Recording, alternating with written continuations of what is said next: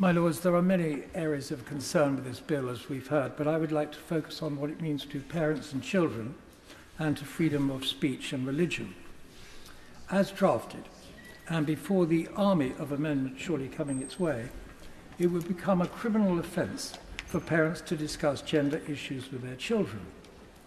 Given that parents will only have their child's best interest at heart, there is clearly no harmful intent. Yet, as drafted, the bill assumes there is only harmful intent. And surely it cannot be right, as a matter of principle, that free speech becomes criminalised when there is no harm intended, let alone caused. And how are these private family conversations discovered anyway? Possibly because a child tells a classmate or teacher. What then of the teacher? Is he or she committing a crime by not reporting the parents to the police?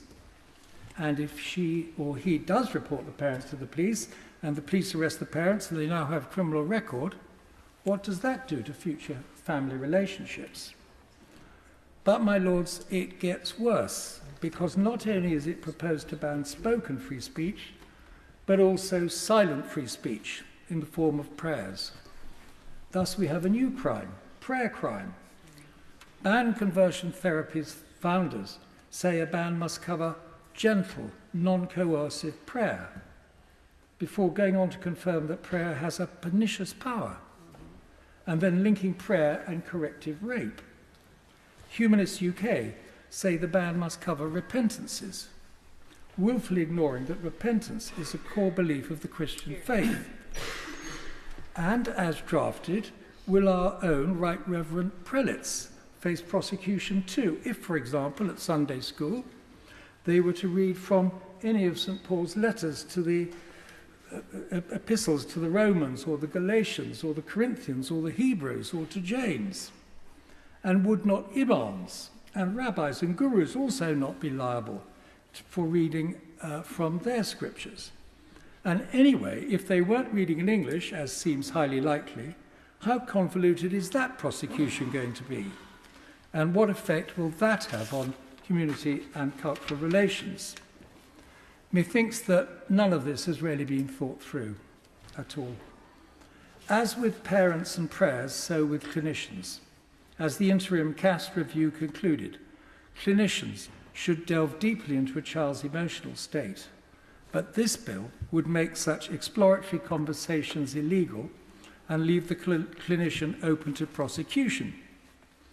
As with parents, the clinician would have no statutory defence, extraordinary state of affairs in itself, and this would almost certainly lead to miscarriages of justice.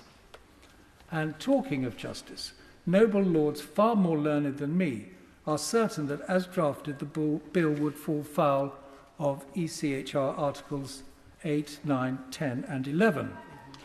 And I agree with the noble Baroness Burt's previous suggestion in this House that Parliament should not pass bills that are unlikely to survive a human rights challenge. My Lords, this bill places parents in an impossible situation. To discuss with their child their gender identity and explore the future options will now be illegal. But what remains legal, the Tavistock mermaid solution of brain-damaging cross-sex hormones, the pubescent breast binders, the teenage double mastectomies, the physical and chemical castrations, the testosterone injections which so ravage the young female body, the puberty blockers that lower IQ, the breast enhancers, the pumping up with steroids and artificial hormones. It's all too awful for any loving parent to consider. And faced with the choice between illegal, non-violent, open discussion with their children and legal but violent and irreversible so-called treatments, I suspect most parents will now be forced into choosing the illegal option. My Lords, the irony, of course, is that conversion therapy used to mean the type of physical violence that has now been criminalised by other legislation. Yet the proponents of this bill have no hesitation in inflicting a different type of physical violence on the children of those who oppose them. My Lords, this bill fails on many levels, and I fear no amount of amendments will make it workable, but of course we must try.